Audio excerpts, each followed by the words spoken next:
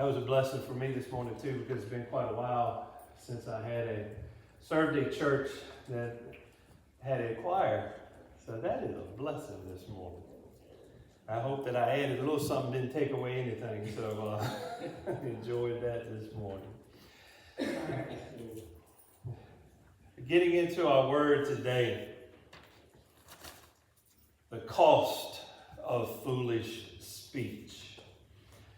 And don't ever want to assume anything, so I hope that you know that that was an illustration during the youth time this morning. I wouldn't call it a single soul in the congregation that done me literally this morning, including myself. But foolish speech, we see how it can hurt. We see how sometimes when we use it, that it can really get on us. And we have to watch what we say sometimes. Sometimes we may be thinking one thing, but just saying it might even come out foolish. Now, as I said, I try to keep the work illustrations minimal, but this week a couple of things happened. I was like, God, to share this because this was unbelievable. I was working on the candy aisle earlier this week, and we're getting lots of candy because Halloween is right around the corner. Now, we go basically from jack-o'-lanterns to Santa Claus and very little Thanksgiving. You know, so much we need to be thankful for. But all this candy, so I'm working the candy this week, and I had it stacked so nice, and all of a sudden one bag fell onto the ground. And about that time, another bag fell onto the ground. Now, my foolish speech came out, so I said, well, why don't all of you just fall and hit the ground by 6 more bags? Hit the ground right after that. About that time, this dear mom was pushing her child in the cart and going by, and the kids just like, oh! And I said, my thoughts exactly. I said, I'm with you there, little fella. I'm with you. And she just kind of took the heat off of her, and she laughed, and she said, yeah, he's not in a good mood this morning. I said, well, I'm not either, so we're good to go. We're good to go. But watching what we say, we often hear the thing, you know, watch out, because it says in the scriptures as well that in Proverbs and another chapter that it goes down to the very most inner parts of our soul.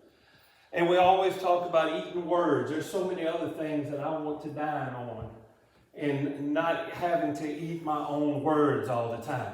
But it's something that is very commonplace in this old human body.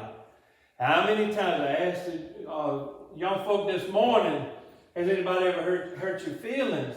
Well, how many times have we said something? We say, oh, I wish I could have that right back. Lord, can't you invent a way where I can reinsert these words back in so they never happened? But that's where forgiveness comes in, and that's where sometimes, you know, how many times we use the line, I didn't mean to say that. I've had to swallow my pride and be humble and do that several times.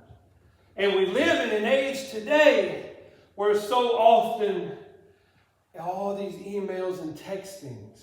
Now I realize we have 500,000 emojis we can use, but many times you can put something in a text and you know how you meant to say it, but the receiver may take it a little different way.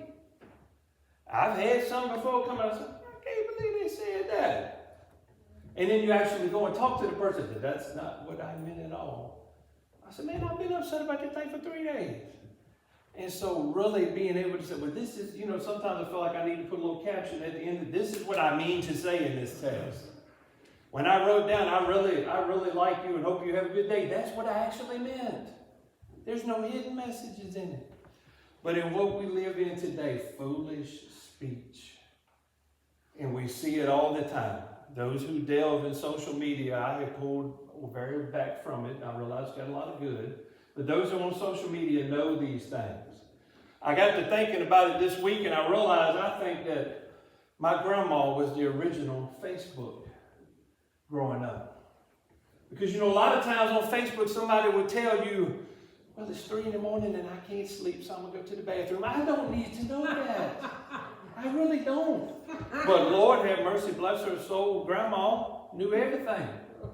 You go visit Grandma, and she'd be like, yeah, the neighbor over there, he cut his grass this afternoon, and then he put the lawnmower up, and I think he refueled the lawnmower, and then he went back out and cut some more grass, and then they went out, I think, to dinner, because they came back with a take-home bag about 5 o'clock today. Thank you, Grandma, but I don't need to know this. So think. We need to think before we say things. And I'm guilty of it because I'm telling you, if I think it a lot of times, it comes out. So foolish speech, doing things to build one another up.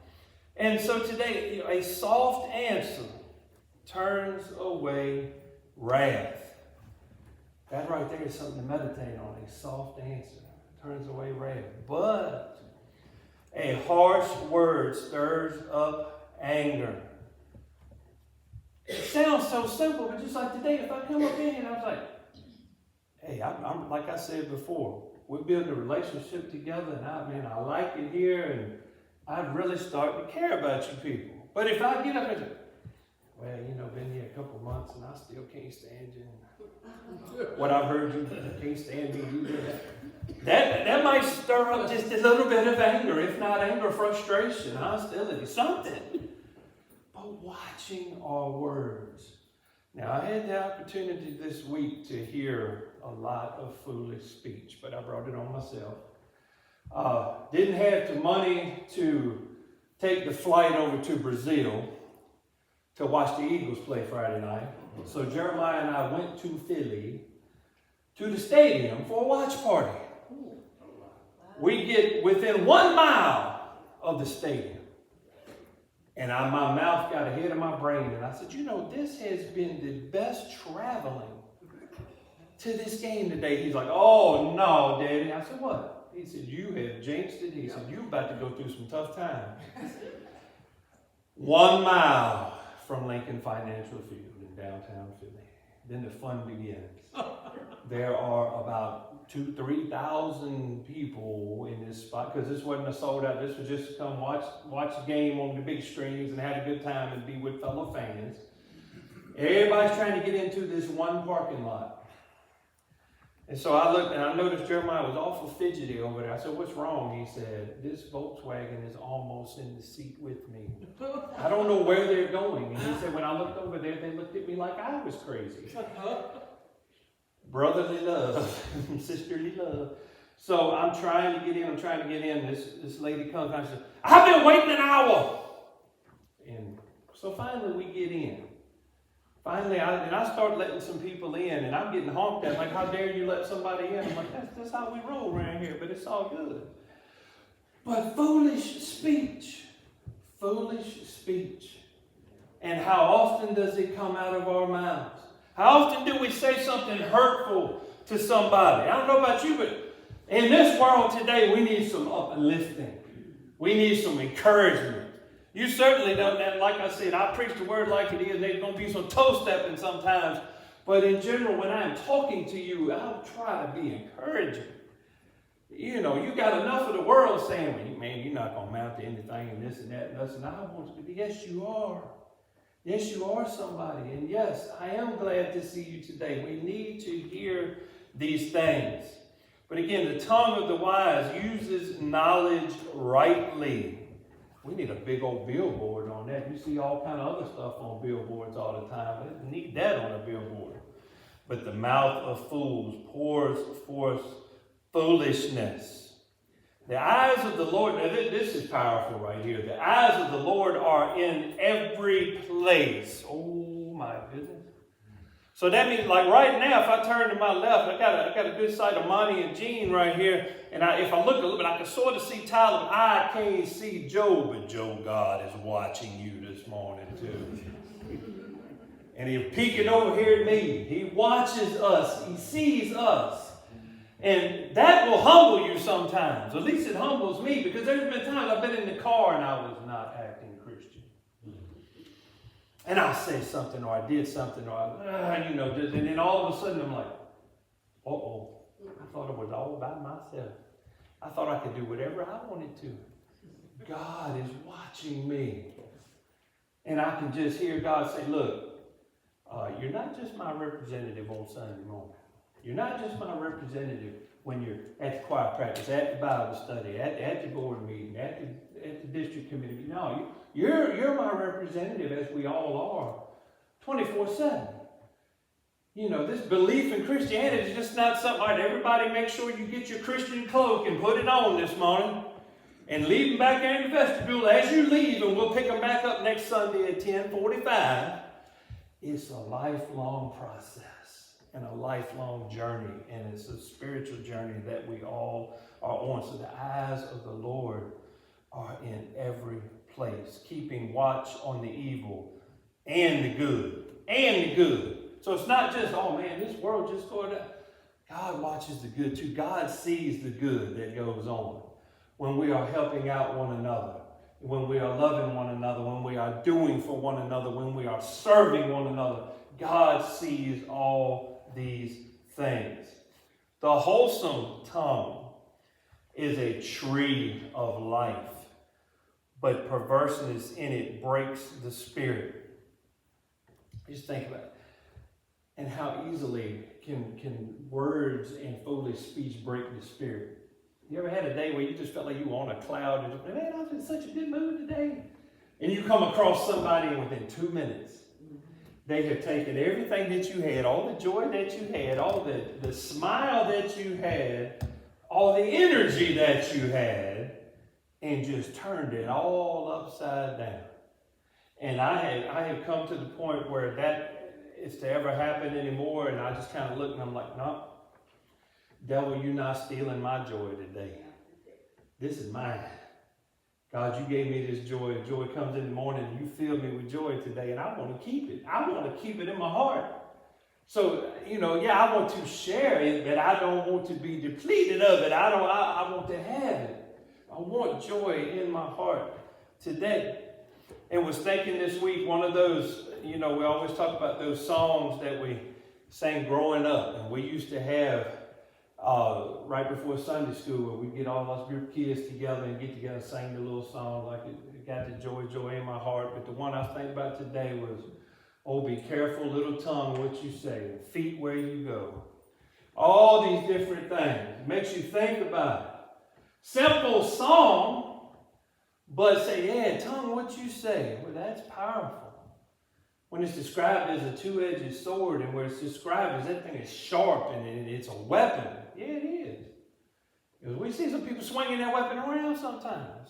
And it's going to happen. I'm not telling them today, all right, I'm going to go out here today and never going to say anything. Well, I've already told a lie this morning. It's going to happen.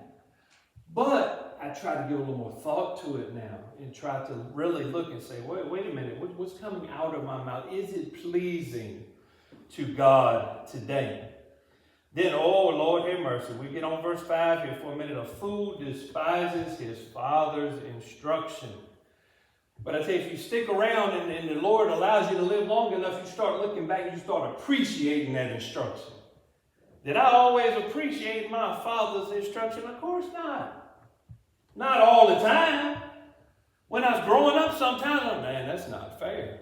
I look back today and I was like, oh my goodness, I'm glad that it didn't seem fair. But how was it? Because he was constructing me the whole time. He was helping by God's help to build me into the person that I am today. And so looking back, I'm like, yeah, but at the time I was like, man, I can't, that's not fair. Why am I not allowed to go do that? Why am I not allowed to do this or do? And then I started getting it as life went on. And then guess what? Then when I'm suddenly in the role of father, I'm like, And so it keeps going and it keeps continuing. But he who receives correction is prudent. In the house of the righteous there is much treasure, but in the revenue of the wicked there is trouble.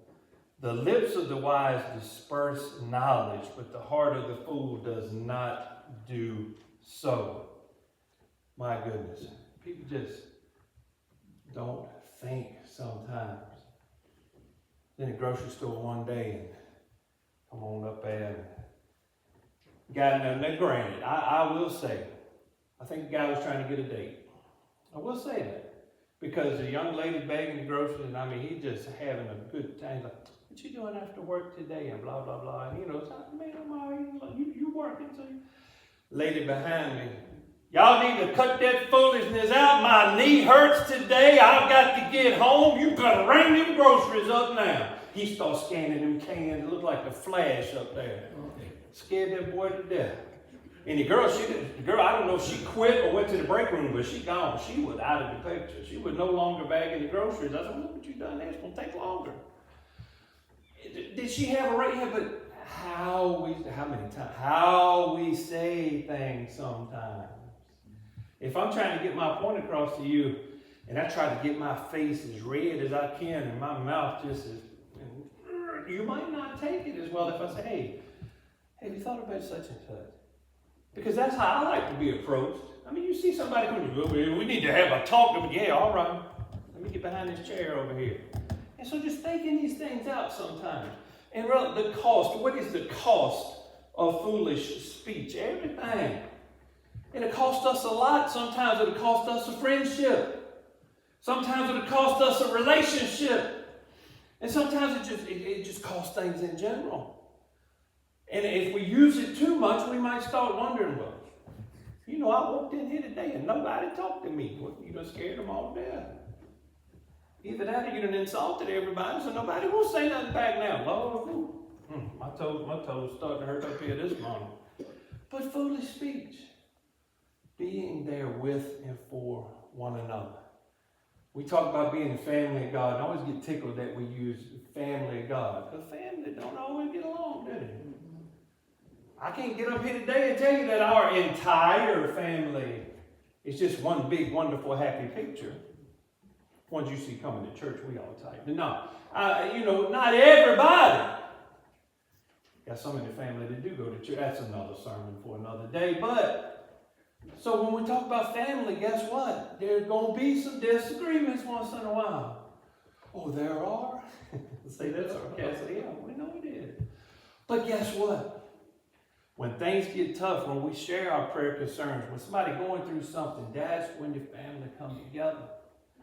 And that's when we say, we might have had a disagreement, we might have had this, but I need you right now. And you look and say, well, I got you. I got your back. I got your back. I've used that one so often here lately when Jeremiah and I are driving. And sometimes I think that he thinks I'm over there asleep or something. He's like, you don't react to anything. I said, well, if I'm over in this passenger seat and I start screaming and hollering and carrying on, what you gonna do? He said, probably run in the ditch. I said, amen. I said, so if I don't encourage you with those bags, I said, I'm good. I said, because now if I see something that really needs to be corrected, we'll take care of that. But just a little something, because we'll just be running.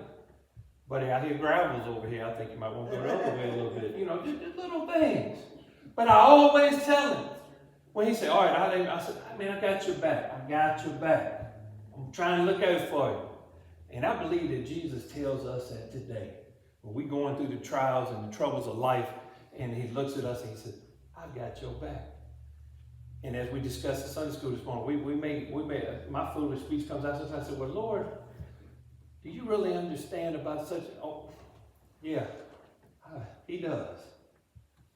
You think about the cross, you think about his life in general, you think about his humanness that he had. He was sinless, but he was human. He went through it. He went through things. I at least got to slap it at least once a Sunday. Apologize for that. But we know that he went through things. So yes, he understands. So give it to him today. And may we, and when I talk about foolish speech, I'm not talking, because I would be in trouble if we weren't. I'm glad I have a congregation with a sense of humor, but I'd be in trouble if they ever place me somewhere where that's not allowed. And I've been in meetings before. I've been in some minister meetings before where it was supposed to be so solemn and so serious, and I just about lost my knee because I was shaking my leg over there. We can't do anything. We can't tell a joke. Now, my goodness. So watching what we say today with our foolish speech, may our words edify the Lord in what we say. And when they don't, may we say, Lord, I'm sorry, forgive me, and go on. Amen.